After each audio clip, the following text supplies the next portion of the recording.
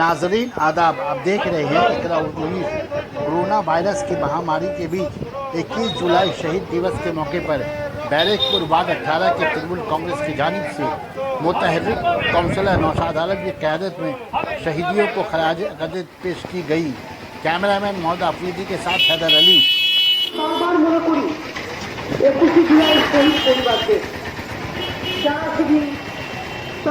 জীবন দিয়ে গণতান্ত্রিক লড়াইয়ে আমাদের সাহায্য করেছিল।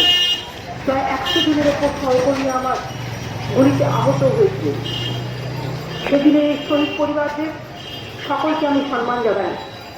তাদের যেহেতু আমরা শহীদ মঞ্চে নিয়ে আসতাম এবং এবছর যেহেতু শহীদের বড় সভাটা হয়নি ময়দানে, আগামী দিন হবে আগামী 21শে মে, 21শে জুলাই, 21শে নির্বাচনের পরে, সেই জন্য আমরা তাদের বাড়িতে বাড়িতে আমরা আমাদের চিঠি পৌঁছে দিয়েছি এবং বাড়িতে বাড়িতে সে বার্তা আমরা ইতিমধ্যে পৌঁছে দিয়েছি।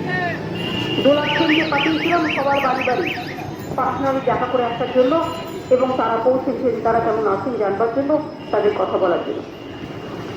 আমি 21শে জুলাই শহীদ দিবস, একদিকে আমরা 21শে জুলাই শহীদ সমাবেশে শহীদরা সিপিএমের রাজত্বে মারা গেছে আমরা হাজার হাজার কর্মীরা, মারা গিয়েছে বিজেপি ভাবের আমাদের অনেক কর্মীরা, মারা গিয়েছেন নন্দীগ্রাম नेताई सिंह থেকে शुरू। आलिदा खातून को हमारे वार्ड नंबर 18 के काउंसिलर नौशाद आलम साहब तोहफा से नवाजते होंगे।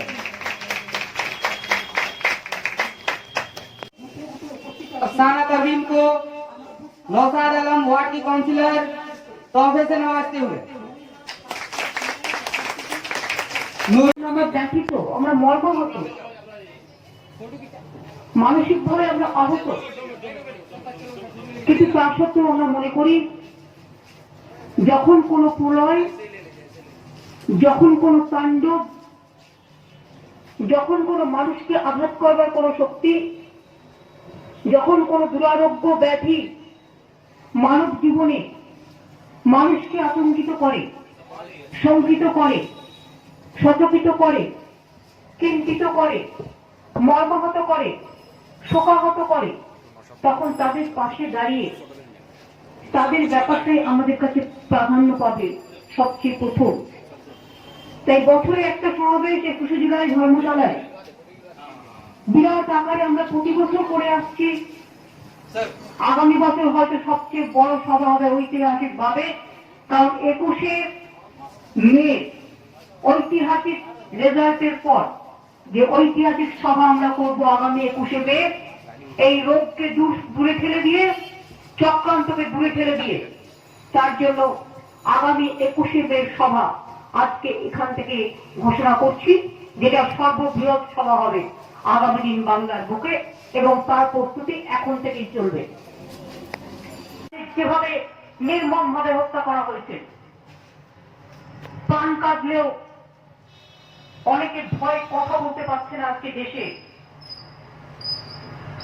আজকে অনেকে চেপে যাচ্ছে, ভয়ে চুপ করে যাচ্ছে, মুখটাকে স্তব্ধ করে দেওয়া হয়েছে। আজকে দিল্লির দাঙ্গা থেকে শুরু করে, গুজরাট থেকে শুরু করে, ইউপিকে এনকাউন্টার করে পুলিশ মারা থেকে শুরু করে, জার্নালিস্টের উপর অত্যাচার থেকে শুরু করে, যেভাবে সারা দেশ জুড়ে আজ তাণ্ডব হচ্ছে, সেই তাণ্ডবে যারা মারা গিয়েছেন তা স্মরণ করছি। কিছুদিন আগে আপনারা জানেন ইন্ডিয়া চায়নার বর্ডারে আমাদের যে জওয়ান ভাইরা মারা গিয়েছেন, আমরা তাদেরও স্মরণ করছি, আমরা তাদের স্যালুট জানাচ্ছি। লড়াই, আজ আমাদের লড়াই করতে হচ্ছে একটা রোগের সাথে। রোগীর সাথে লড়াই করতে হচ্ছে না, একটা রোগের সাথে লড়াই করতে হচ্ছে। সেই রোগের সাথে লড়াই করতে গিয়ে অনেকের জীবন চলে গেছে। সবার কথা মনে না করতে পারলেও এই একটা ছোট্ট জায়গায় আমার খুব প্রিয় কর্মী তমনাশ ঘোষ তৃণমূল কংগ্রেস তৈরি হওয়ার পর থেকে সে আমাদের দলের ট্রেজারার ছিল, ফলতার এমএলএ ছিল, মারা গিয়েছে। আমরা খুবই শোকাহত।